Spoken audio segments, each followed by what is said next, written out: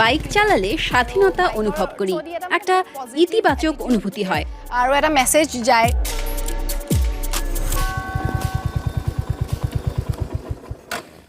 My name is Bhagyashree Bora. আমি ভাগ্যশ্রী বরা, উত্তর পূর্ব আসামে 23 বছর বয়সী মোটরসাইকেল রাইডার।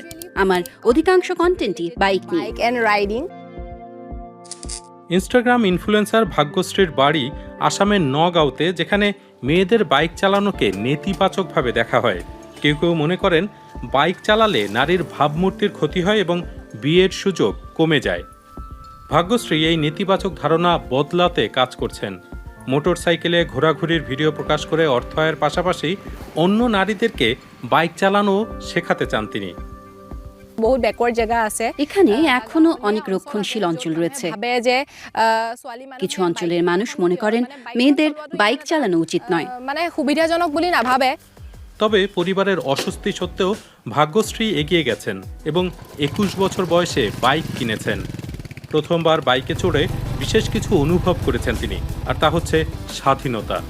অন্য নারীদেরকেও এমন স্বাধীনতার স্বাদ দিতে চান ভাগ্যশ্রী, আর তাই ভিডিও তৈরি শুরু করেন।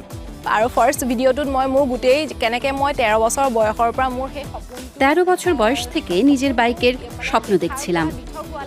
প্রথম ভিডিওতে সে কথা জানাই, সেটি 30 লাখের বেশি ভিউ হয়েছে। ভিডিওটোৱে প্ৰায় 3 মিলিয়ন মান ভিউজ আহিছিলে। মানুহৰ ইমান বেছি ধুনীয়া ধুনীয়া কমেন্ট।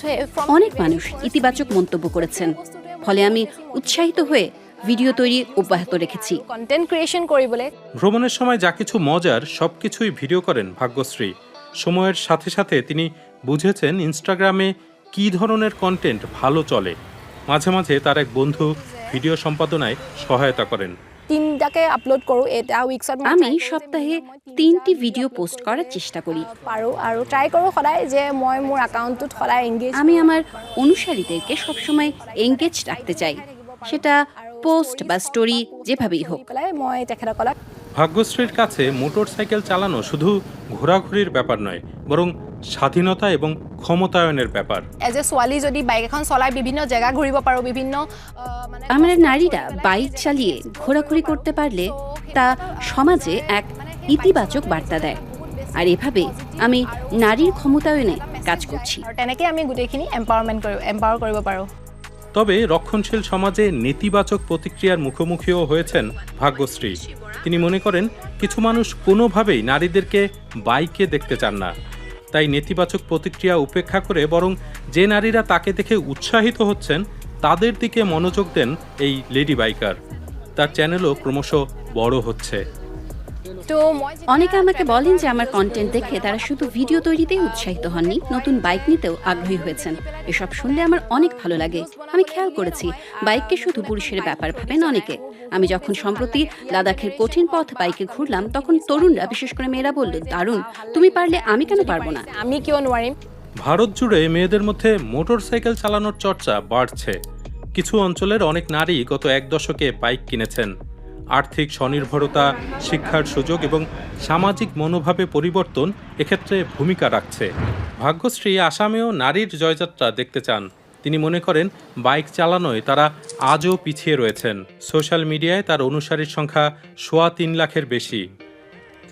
ইনস্টাগ্রামে মনিটাইজেশন, কোলাবোরেশন এবং প্রোডাক্ট প্লেসমেন্টের মাধ্যমে অর্থ আয় করেন তিনি। বর্তমানে কন্টেন্ট তৈরি করে অর্থ আয়ের অনেক সুযোগ রয়েছে। ভাগ্যশ্রী আরও এক সমস্যা নিয়ে কাজ করতে চান। নগাঁওতে মেয়েদের ড্রাইভিং প্রশিক্ষণের সুযোগ খুব কম। আমি একটি ভালো ইনস্টিটিউট করতে চাই, যেখানে মেয়েদেরকে বাইকিং, রাইডিং সহ নানা কিছুর প্রশিক্ষণ দিতে পারবো। এভাবে আমি তাদেরকে ক্ষমতায়নের পাশাপাশি আমার ভ্রমণের অংশ করে নিতে পারবো। বাইকিংয়ের মাধ্যমে নারীর জন্য নতুন সম্ভাবনার দুয়ার খুলেছেন ভাগ্যশ্রী। তবে এজন্য যেতে হবে বহুদূর।